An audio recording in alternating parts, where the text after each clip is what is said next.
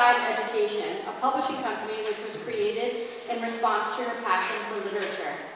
Margot is a PA certified teacher for elementary grades K through 6 and secondary English and home economics grades 7 through 12. She has a master's in children's literature and is also a certified Montessori teacher and catechist for the Catechesis of the Good Shepherd, a Montessori method of religious education.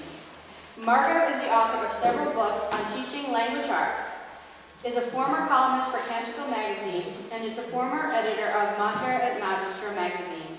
Her presentation today is entitled Talking About Literature, the Keystone of Home Education. Welcome, Margot.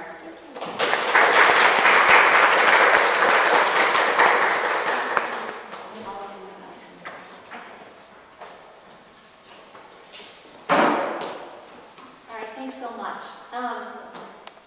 We'll start with a prayer. In the name of the Father, the Son, and the Holy Spirit. Come, Holy Spirit, fill the hearts of thy faithful, and kindle in them the fire of thy love. Send forth thy Spirit, and they shall be created, and thou shalt make the face of the earth. All right, thanks for coming to the talk. My talk is entitled Talking About Literature and about the Keystone of Home Education. And I'll tell you right up front what my thesis is. So if that's all you need is my thesis, you can leave after that. But my thesis is that in order to create good readers and to build a relationship with our children, we need to talk to them about literature especially. We talk to them about a lot of other things, but to talk to them especially about literature builds a really strong intellectual relationship. So in the talk, it's divided into two parts. The first part is going to be just some theory and philosophical stuff, some ideas about reading and talking about literature. And the second part is going to be some practical ideas of how to talk to your children about literature. Now, I've given a talk before about talking with your kids about literature, but it's always been just the practical, primarily the practical. But for this talk, I added this whole first section because I've really been reflecting recently about my own homeschooling and what worked. And I have to say, I need to give you this disclaimer first. If you know me, I always cry. I cry. And any talk I give out loud from people, I always cry. So I'm talking about personal things here. Even if I weren't talking about personal things, I'd probably still cry. So anyway, Tony said you'd be a forgiving audience, so I'm going to count on that. I had extraordinary experiences with my children and with literature. I'm sorry. It's just hard to hear. Yeah. Oh, sorry. I'll just speak loud. I can talk loud. You can move it a little closer to you. She told me it was on. Yeah, it is on. It's on. Okay. So, anything you want me to repeat? I cried.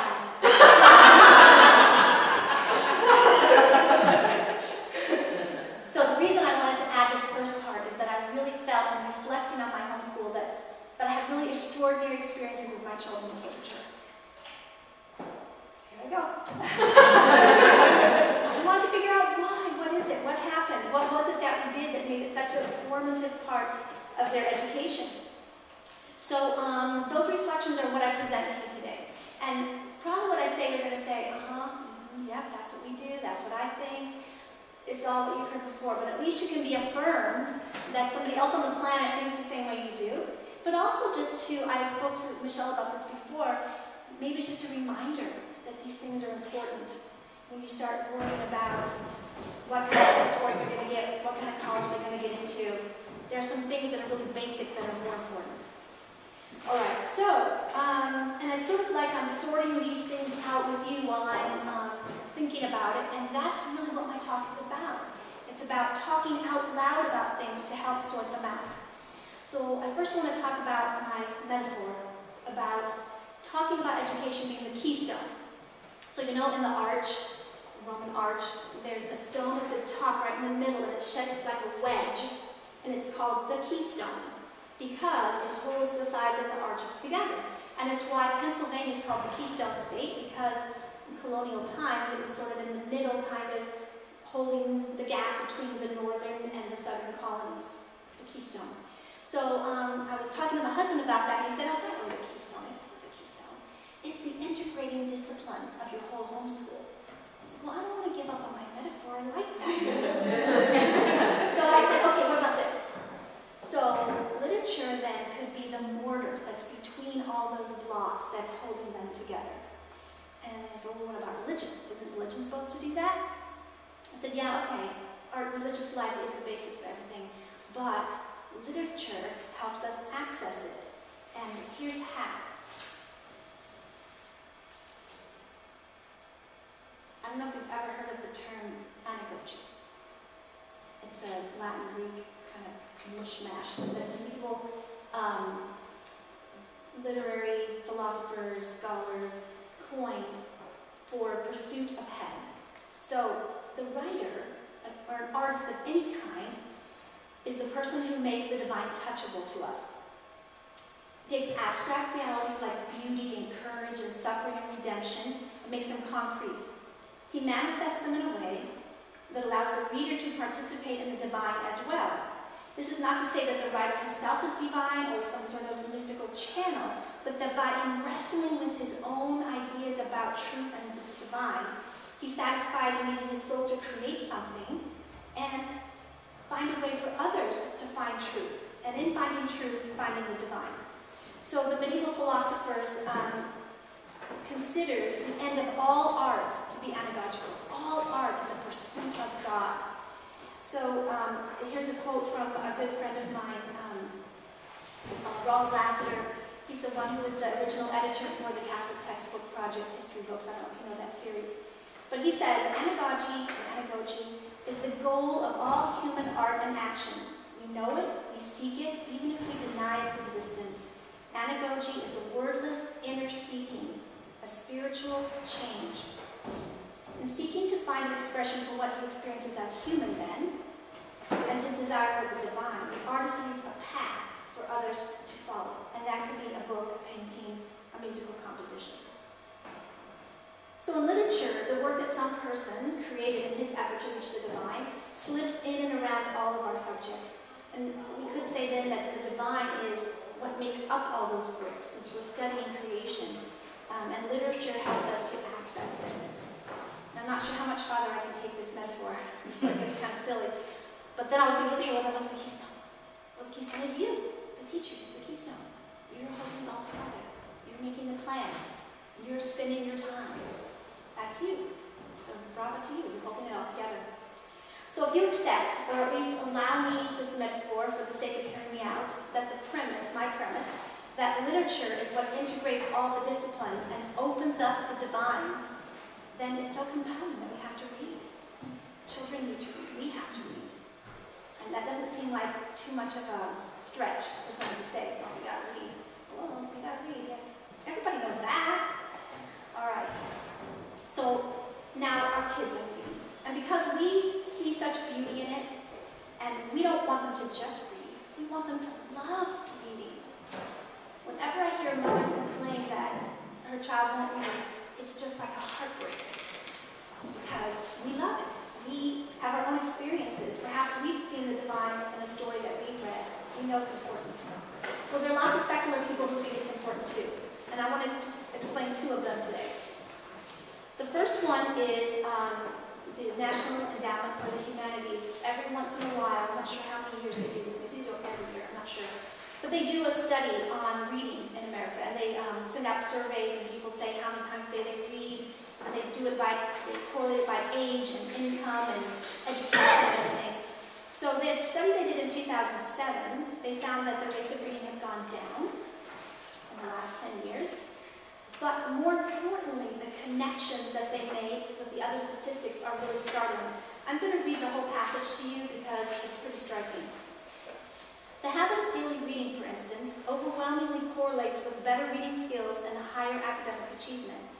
On the other hand, poor reading skills correlate with lower levels of financial and job success. At the risk of being criticized by social scientists, I suggest that since all the data demonstrate consistent and mostly linear relationships between reading and these positive results, and between poor reading and negative results, reading has played a decisive factor. Whether or not people read, and indeed how much and how often they read, affects their lives in crucial ways. All of the data suggest how powerfully reading transforms the lives of individuals, whatever their social circumstances. Regular reading not only boosts the likelihood of an individual's academic and facts that are not especially surprising, but it also seems to awaken a person's social and civic sense. Reading correlates with almost every measurement of positive personal and social behavior surveyed. It's reassuring, though hardly amazing, that readers attend more concerts and theater than non-readers.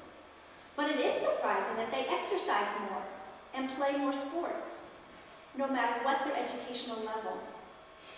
The cold statistics confirm something that most readers know, but have mostly been reluctant to declare as a fact. Books change lives forever. So, I'm not the only one saying it's the integrating principle. Now, I think we can point to a lot of things in our society that lead to the decline of people reading. Number one, the emergence of digital media, not just books on e-books and so on, but the whole range of digital media that absorbs our children's time that might be spent reading. And nobody talks to each other anymore. Go to a restaurant, you see people, what they do at restaurants? They're sitting at the table and they're both on their handheld devices. What is that?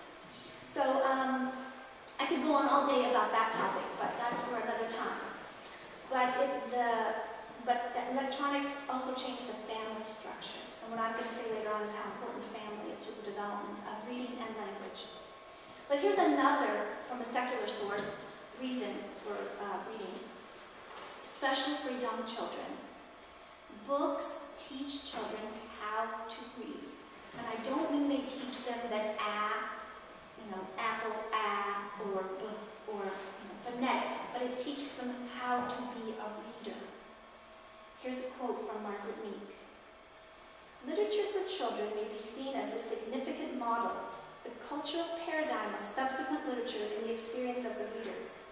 Children's literature is undeniably the first literary experience where the reader's expectations of what literature is are laid down. Books in childhood initiate children into literature. They inaugurate certain kinds of literary competencies, and they offer a view of what it is to be literate.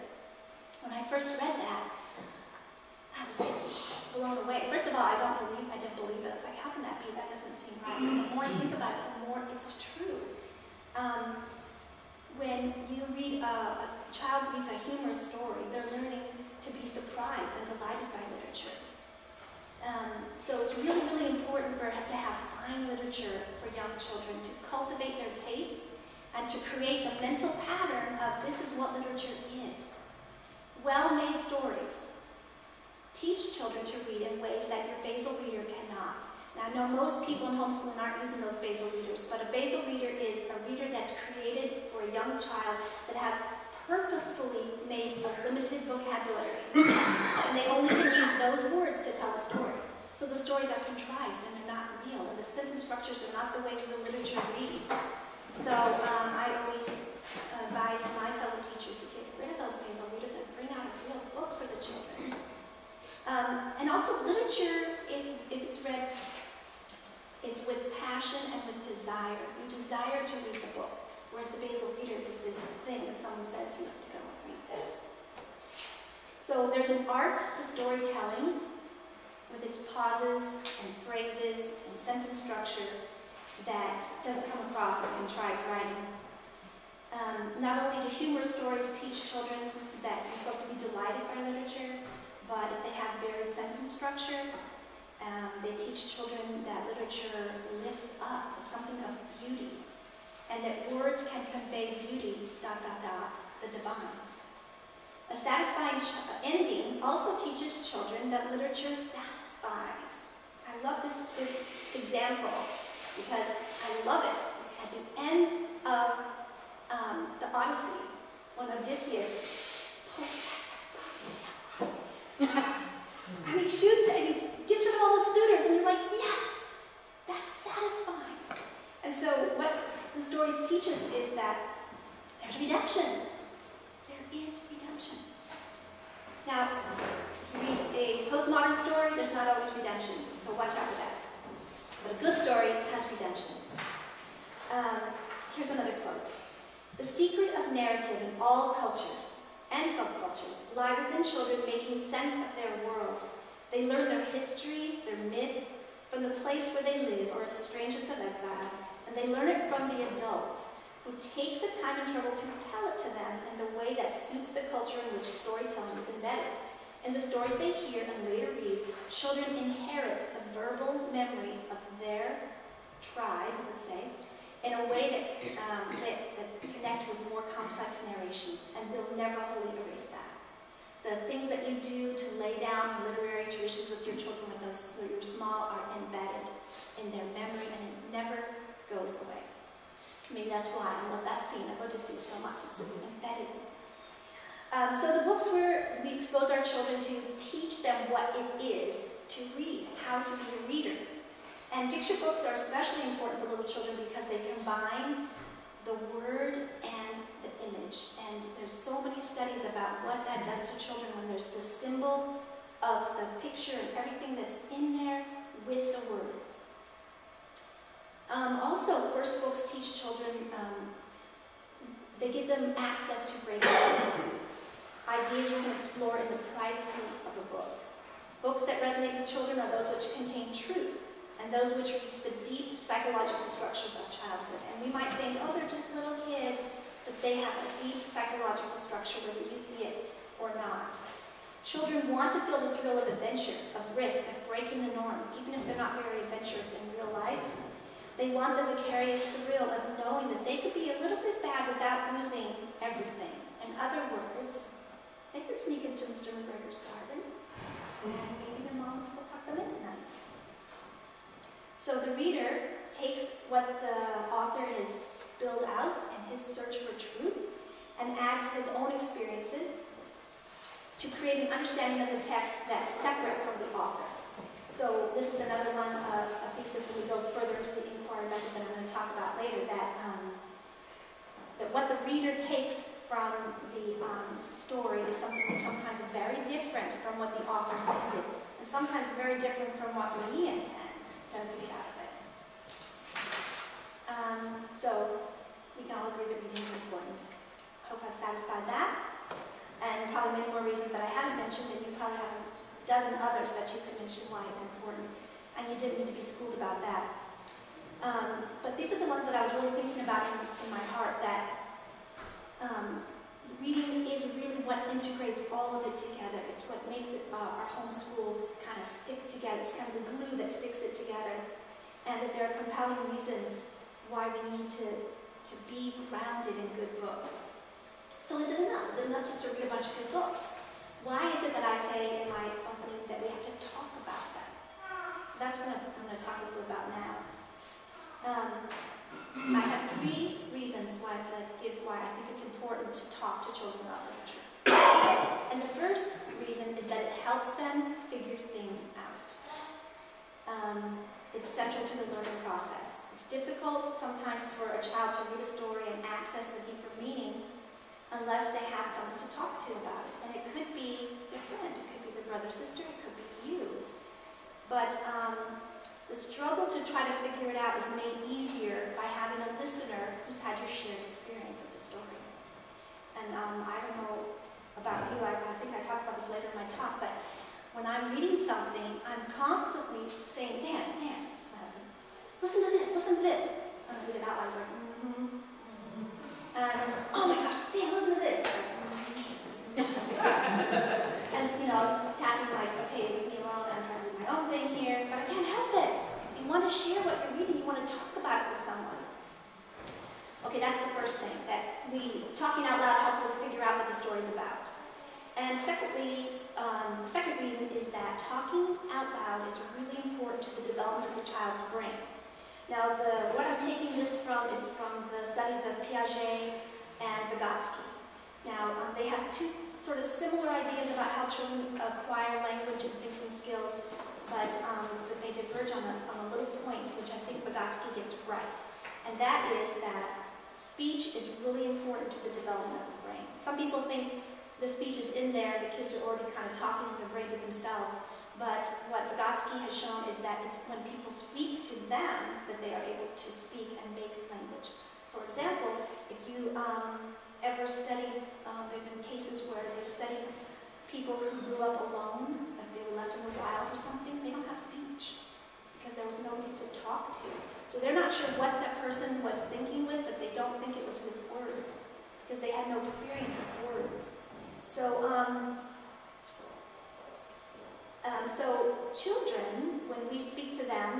and you speak to do things. So if we say, open the door, and you point to the door and show them how to do it, then they get the idea that means open the door. But at a certain point, little children start talking out loud to themselves. If you sit back and just observe them in their play, let's say they're building something with blocks, they're talking out loud the whole time. And that's their mechanism for figuring something out.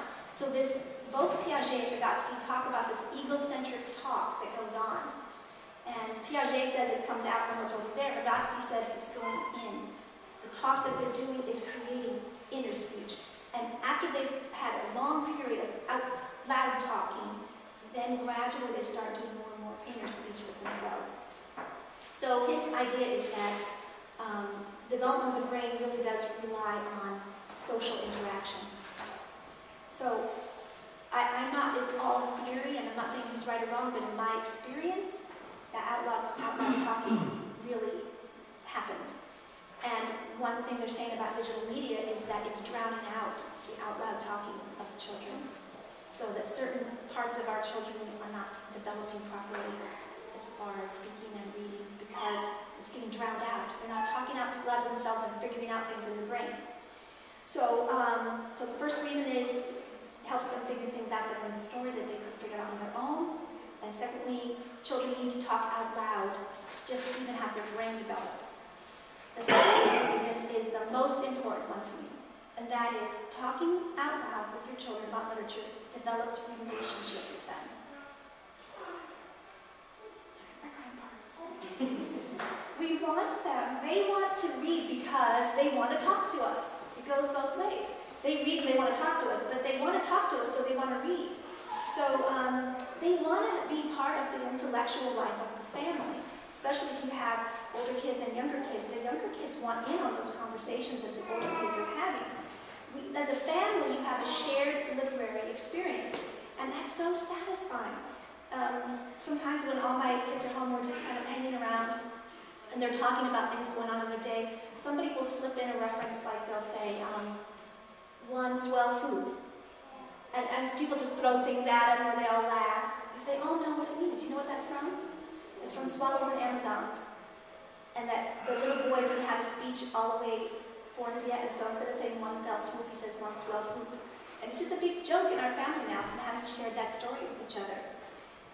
Or they'll say, my oldest son has really gotten into writing poetry. He's a very good poet, much better than I am. But we share poems back and forth by email. And I sent him one that was called Not All Who Wander Are Lost. And he knew what it was. He knew what it was about because he knew that reference. And I was in a writer's group, and they criticized that title because they say kids won't know what that means. I said, well, my kids know what it means. So the only kids in the world who will buy my book will be my own kids. But it's our shared literary past. And just like Lucy and Edmund, they've read the right sorts of books. It's the right sorts of books for our family. And in fact, that quote from Narnia we use when we say someone's being particularly boorish. We say, well, he just hasn't read the right sorts of books. But also, shared reading is where you find love in home education. One of my sons wrote on his college application that all he did in homeschooling was go to museums, read the books we love. I said, wow. Now, I know that I tortured him through stats and math. And other things, but that's what he remembers. He remembers that shared love that we had. This same son was weeping in his bed one day, and I came in, what's wrong, what's wrong? Rose died. Remember? Martin's love, Rose died. I was like, oh, that's terrible. So I cried with him, just like I'm crying now. So, but that's where love is. That's where love is, when you share those stories and those experiences. When he could say that to me, Rose died, and I know what he means. Now, also, this one I don't have to cry about. One of our favorite arguments, and we have this argument every summer when the older boys are home, is about Achilles. The girls in the family hate Achilles. The boys idolize him. Achilles, oh, he was like so petty. He was just jealous, and he just ruined the Greeks because he was so jealous and petty, and he's arrogant and prideful. It wasn't until his best friend died that he decided to get into the war. It was really so stupid. He's manly. He's like the best hero. Everything about him is just cool. I mean, they could go on and on and on. One of them had a friend who wrote the litany to St. Achilles. I mean, it's just... So, and when they're talking, each side is telling scenes from the story to support why they think what they think. That's amazing. That's amazing that you could create that culture in your home. That's why I'm reflecting on it now, going, what happened? How did we get there? That's amazing. So in reflecting on those experiences, I thought that the relationship between my children and me were enhanced, and my husband, because he's read some of the books too, not all of them, were bolstered by the literature that we share. And it's cemented, if you'll allow my metaphor again, in the way that our shared experience, our shared discoveries, our shared conversations about what we were experiencing while we were reading. That's the key. What are you experiencing as a reader while you're reading? That's what you want to share with people. You don't want to share, some little fact of what Tom Sawyer said on page 92 of the book. You want to share what Tom Sawyer made you feel. Now, I know this will make sound weird to those of you that were bookworms like me as children and kind of found you escape in books. Reading is really a social activity. It's really, like I said before, kids and adults alike love to talk about what they're reading. And it affects us deeply. Here's a quote from Aidan Chambers. I didn't bring the book in. It's a book about talking to children about literature. That's what he said. In essence, talking about literature is a form of shared contemplation. Book talk is a way of giving form to the thoughts and emotions stimulated by the book and by the meanings we make together out of its text. The imaginatively controlled message sent from the author that we interpret in whatever way we find useful or delightful. I love that quote. In fact, I should just say that quote and that's my whole talk. And then this is connected. I should have said there are 4 reasons. Another minute to have benefit to a lifelong conversation about literature and its connectedness to our lives is that our children become discerning readers. They know when a book is bad and they can tell you why it's bad. Because they've had the pattern set since they were little about what a good book is, what a good book looks like. And this has been a really gratifying result for me, but I don't have to worry about my kids being swayed by bad books because they realize it, like, this is ridiculous, and they put it away. Not that they won't always read a bad book, I can't say that. But as Mead says, their early experiences lay the foundation for what they expect literature to be. If it falls short, they know it, and they're actively seeking out the literature. My daughter, who's 17, makes a literature list for herself, and she puts books on there that I never would have thought. Oh, you're reading that? Oh, that's cool. She's got all kinds of classic literature that she's attracted to. So, to sum up this part of the talk, literature opens up the divine, and as humans with a great need to connect to others, we love to talk about it. And sharing our experiences with literature is a way to share love and beauty and redemption. All the good things. And it's been the best part of my homeschooling, truly. And it continues to connect us even as the kids have gone on. All right, so before I go to the second part, does anybody want to add to that, your own experience, or ask a question about that part? Yes? Well, I appreciate your comments because I guess I love literature, but I realize that the way I talk about it with my children would probably be a drag to them. So I appreciate what you're saying, what you're sharing about how it should be, like, I mean, I'll say to them, like, what do you think about this character? Why do you say that? Whatever. But I think that I need to get it to be that they're making more of a connection. Yeah. Yeah, like that emotional connection with it, or that personal experience connection. Right. And so that it's less of an interrogation by you, right, and more of a conversation. Exactly. So you can say, I was just thinking about this character. I was wondering, like, why does he do such and such? What do you think? Why does he do that? Maybe that might be the way in. Yeah, so I appreciate that. Yes, I was going to ask you one thing that as you were speaking in Achilles and all that, and we both started laughing, and it just made me realize all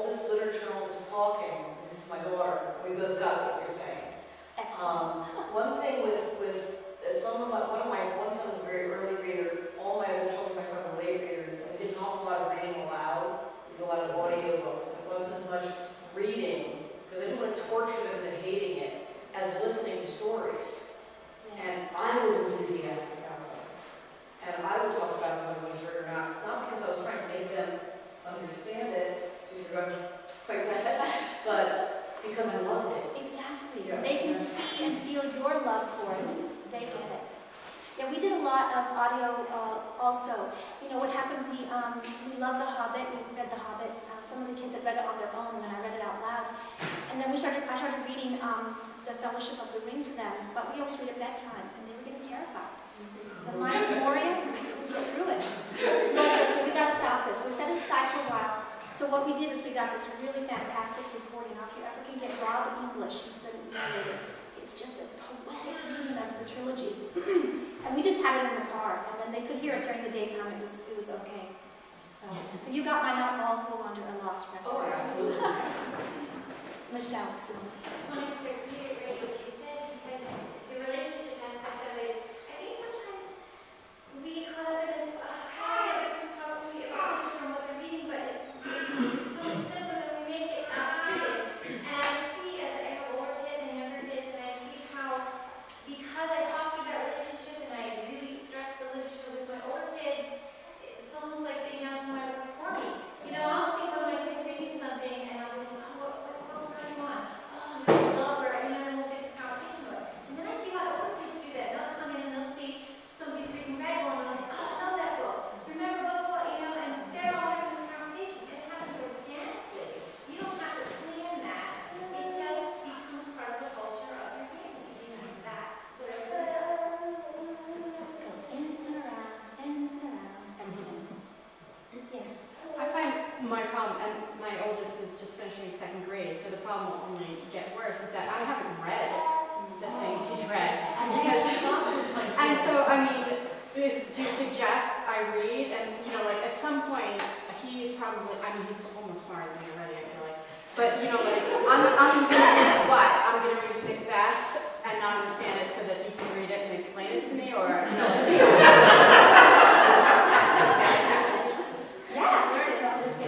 but like even now, so like now he's going to be in third grade next year. So you know, he's going to be reading The Wizard of Oz, which I've never read. I've seen the movie, I know the characters, but like you know, I'm already behind in second grade. So should I start reading? You know, like do I read what he's reading, or what do you suggest? Yeah, I would. I would read something that he reads, so you have a chance to have the conversation. Yeah, because he'll come to me too, and I'll be like.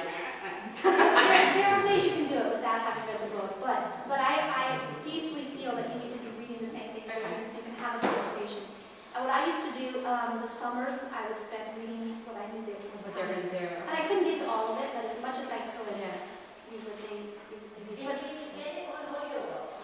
I'm like not an audio. I can't listen. I have to read it. I just find it like, I'm doing dishes, I'm doing this. Yeah, if I'm doing anything with audio going, then it's in one ear after the other. I have to look at it, which is just another issue, I guess. But yeah, but that's a good. I have this reading list for the school year for next year, so I will get to work. And then have some sort of reading that you share as a family, something that you read out loud to them that can be a conversation for the whole family. Right. Okay. I remember, I'm sorry, we went to a museum, and we took another child with us from another family, and we got home, and I'd been driving from Philadelphia, we were stuck in traffic, it took us 4.5 hours to get home, and I got all the kids ready, and then I sat down, and I started reading to them, and that boy was amazed. Why are you reading to them? I said, because I love to read stories at night. Aren't you tired? I'm exhausted. So his mom commented, and she's like, I can't believe after that whole day at the museum, you still read to them before bed. Yeah, that's our thing. That's what we do. So they come to expect it, and it makes they know that I know it's important, that I think it's important. I'm sorry, what was this? I was just going to add to that some things I've done, like I could not get through Lord of the Rings simply because I had not enough time to read 1,200 some pages of it, but my son read it. And so what I would say to him is, well, tell me about the characters, because I didn't get a chance to read it. So, you know, what's the deal with the orcs? What's the deal with this, you know? So he would describe it to me, and And then sometimes I would say, no, because we would watch the movie too, and I've seen the movie, and I'd say, how was the book different from the movie? What characters did they leave out? Why do you think they left them out? So things like that. So even if you have something where, like Wizard of Oz, you've seen the movie, and if he reads it, and you don't have a chance to read it, you can still say, how was it different from the movie? Tell me. I want to know. I think The movie's scary. yeah, that's what I thought. The book is not scary, right? I don't think reading it. I don't think There are no ruby slippers. yeah, I mean, he's sensitive to scary stuff, so I haven't let them see the movies, but I assume the book wasn't scary. Yes, And actually. that, so with boys especially, I'll personally get something wrong, and then they have to correct you on that. Oh, that is very bad. Oh, that's right. Yes. I know it's different, it's not reading a whole book, but in my school, we're trying to fit in reading a whole book with my children. We do writing, whether it's Susan Power, Charlotte Mason, whichever child we're working with. But while we're reading the short version of the story for my son who's dyslexic, dysgraphic, has processing issues, I would take the pieces of the story, whatever it was, and get played or mold it to what it was like when we were talking about hieroglyphics, maybe we did that.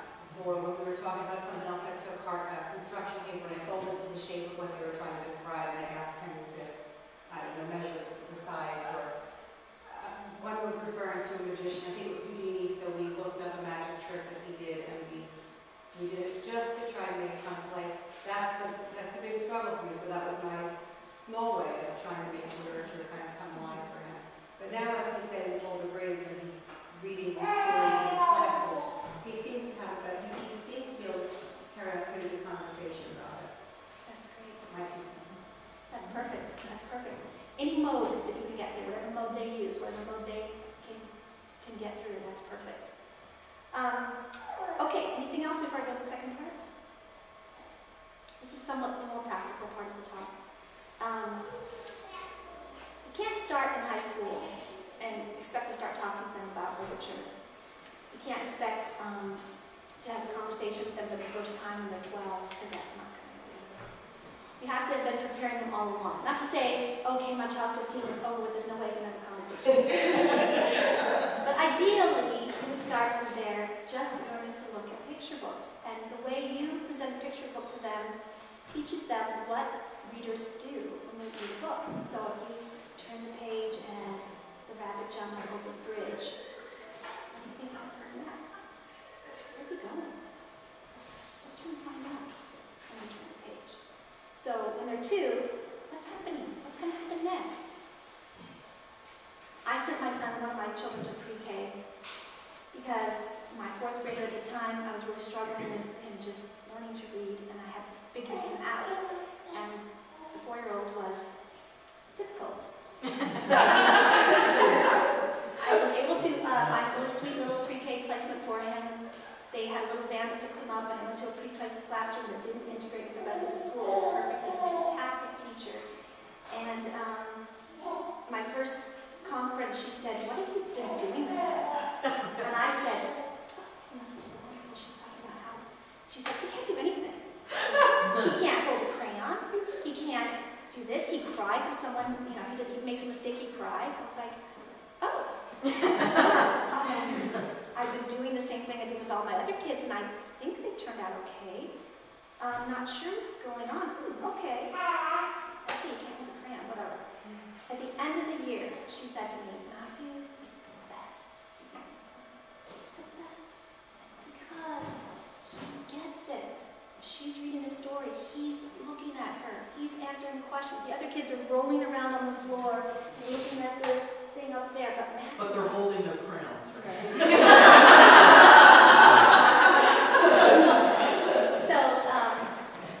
So I really thought that it's because we talk about literature at home that made that possible. And that made his whole time in pre-K a different experience than if he hadn't had that experience. Because it would have been all about how to hold a crayon. When they're 6, why do you think so-and-so did that? This is when the reasoning mind starts at 6 or 7. Why do you think that character did that? What do you think this person in the book felt about what he did? What might have been the better thing to do? Was it the right thing to do? When they get to be 10 and worry about social interactions. whose story is this? Who's telling this story? Why do you think the author made them tell the story? Would it have been different if this person told the story? And when they really have to write a thesis paper about literature, they've already been kind of considering the things that need to be talked about in a literary analysis paper. And also, when you talk that way to them, you show them that there is no one right answer, that you really want to know what they think. And that's the important thing for teaching literature analysis, is for the child to consider, what do I think about what I just read? Now, I'm going to talk about Aidan Chambers again, the quote I read earlier. We talked about how important book talk is. He studied children talking to each other about books. Just observed them without giving them a prompt or anything. Just observed them talking about books. And he said that they identified 3 things that they do when they're talking about books. They share their enthusiasms, things they like. They share their puzzles or difficulties, things that they weren't quite sure about in the story. And they share connections or patterns that they come across in the reading. And I found that this is mostly what I talked about when I talk to people about a book. Wow, I really love that book, but what the heck, why were they doing this? And why would this character do that? And you know what? It's kind of like that story they wrote about such and such. So we're saying what we like, we kind of puzzle out what it is, and then we make connections or see patterns. So that could be something really simple that you do. Just think about those 3 sharings when you're talking with your children while you're driving, while you're doing the dishes, while they're getting their shoes on. I wonder, what do you think about such and such? Now, I want to talk about the inquiry method of literature study. And I gave you the chart there. It looks like this. Now, even as I'm reflecting on what worked in our homeschool, I still stand by this inquiry model, and that is a technique of questioning children about literature, but in a way that's not an interrogation. Something that's not a list of questions at the end of the chapter and 15 vocabulary words to look up, but a real inquiry into literature and what literature is. So I kind of grouped them by when they happened chronologically in history.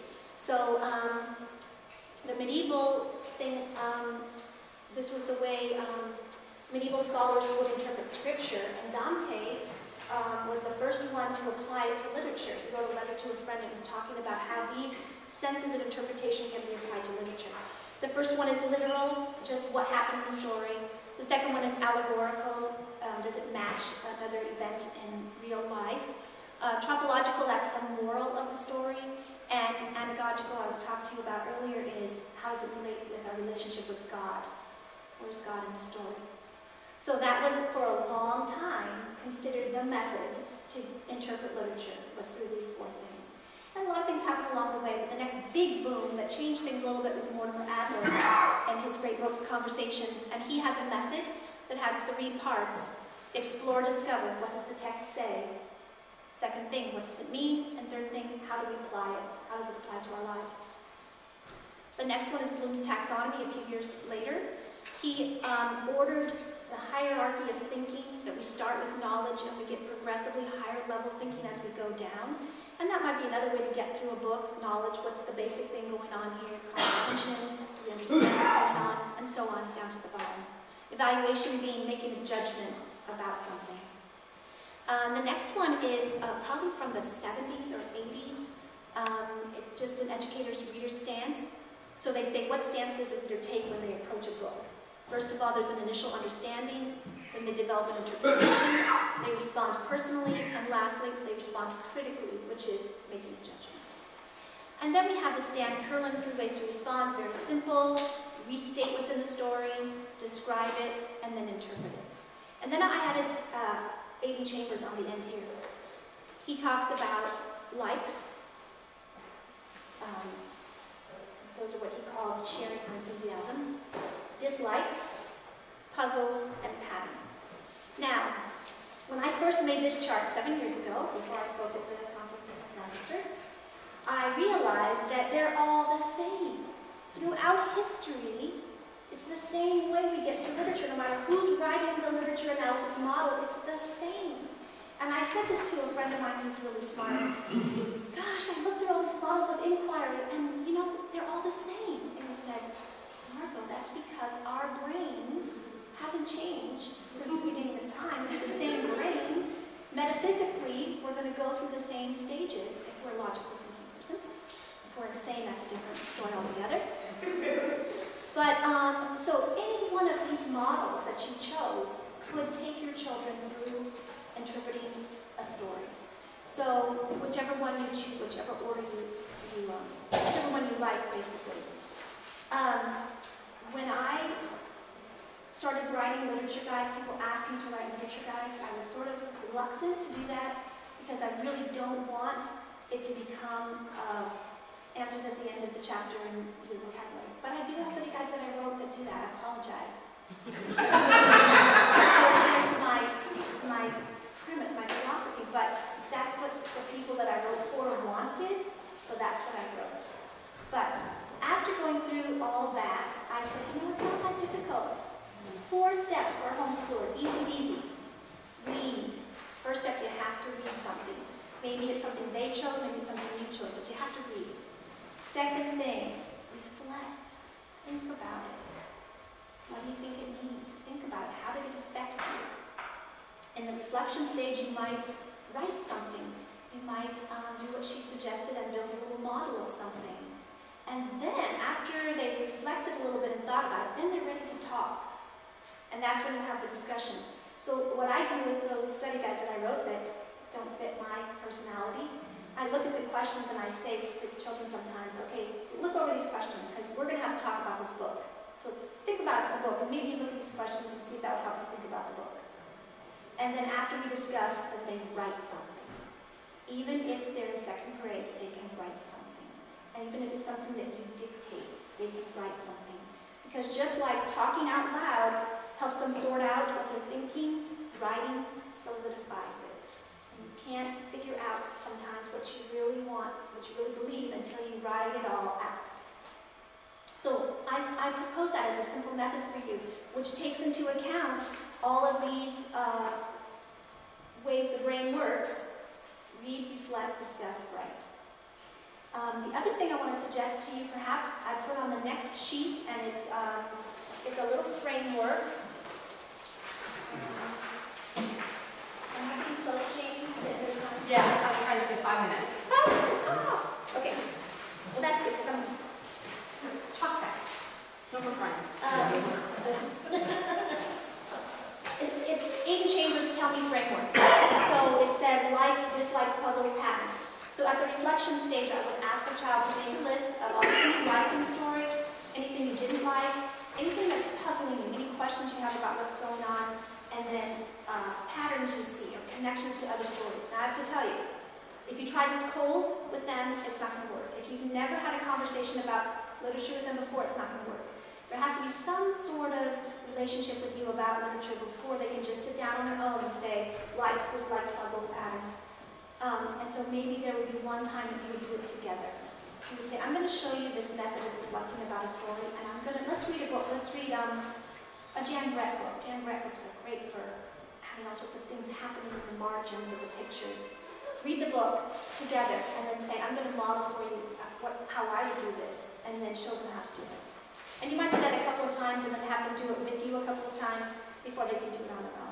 Then on the back side of that paper, I put some additional questions that I might ask. That Tell Me framework prepares for the conversation. So they fill that out, and then we meet and talk. You might say, okay, I'm going to meet with you at 2 o'clock tomorrow. We're going to talk about such and such. You could be driving. Hey, I know you filled out that chart. Let's talk about this book. Whatever. It could be formal time. It could be informal time. But on the back, I listed a few more questions that you might consider asking to get a little bit deeper into the story and to getting them thinking about the story. My whole point is that you can have a conversation without beating the book to death. It can just be a conversation of love. And then the last thing I gave you was a list. My kids would love this because they know that I'm going to make them write. Oh, by the way, I don't make them write about every book they read. That would be ridiculous. 1 book a quarter, I would ask them to write something about. Now, I know if you're in a program like Mother Divine Grace or Seton or Our Lady of Victory, you have requirements of when they have to write. But if you're not in those programs, I only require one literary analysis for the older kids, paper, a quarter, so they're not just getting sick of it.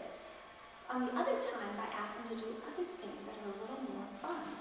Not all the time, maybe once or twice a year, maybe 3 times a year. I gave you a list of book response ideas. My kids loved these. I don't know what the title is on those. I can't find the one that I gave you. This is what it says. Book projects. Book projects, yes, book projects. They love book projects. So there's a ton of them here. And you can Google book projects. You can Google generic questions to ask any piece of literature, and you'll find lots of things that pop up. Generic questions, doesn't matter what book you're reading, that you can get a conversation going with your child. But the book project idea list is for you to use with your children.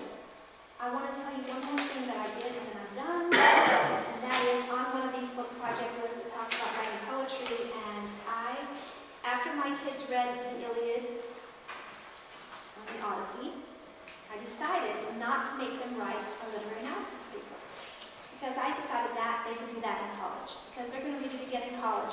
But what might be more appropriate for them at their age in high school, which they loved those books. I just had it in my hand. There it is. I asked them to write a poem. The Iliad is a poem. And so I asked them to write a poem. They had to write 3 poems. One had to be about a character, one had to be about the events or whatever. This is the one my daughter wrote about Penelope, who is Odysseus' wife. And she entitles it, Penelope's Prayer. Endless I watch, hopeless I pray. Sightless I weep, faithful I stay. Cheerless I mourn from daybreak to night. Lonely I sleep, onward I fight. My tears are like water, my eyes are like stone. My heart is like winter, my fate bleak as bone. Still I must wait, and waiting must mourn. Bear the weight of the grief I've had for 20 years born. O husband, my love, I will yet faithful stay. Faithful, not hopeful, come what strife may. None other, none greater for me e'er shall be. My heart lies with you, o'er vastness of sea. Skillful and cunning, mighty and wise, dear to Athena, to Zeus of the skies. Strong, bold and daring, wily and proud, Gods, hear my prayers, his return be allowed. For though I should wait for 20 more years, although my house and sons suffer, despite all my fears, still I can't give up or forget what I owe. My life is my husband's, returning or no. Wow.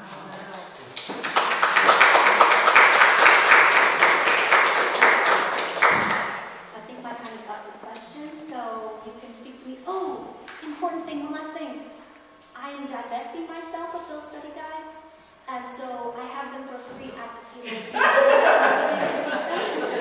Some of the questions are pretty good.